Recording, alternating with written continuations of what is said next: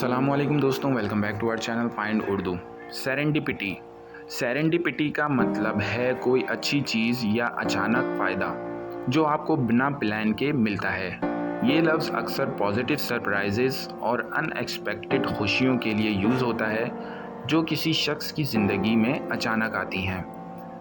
जैसे हमारी मुलाकात एक सेरेंडिपिटी थी और उसके बाद हम दोस्तों की तरह मिलते रहे।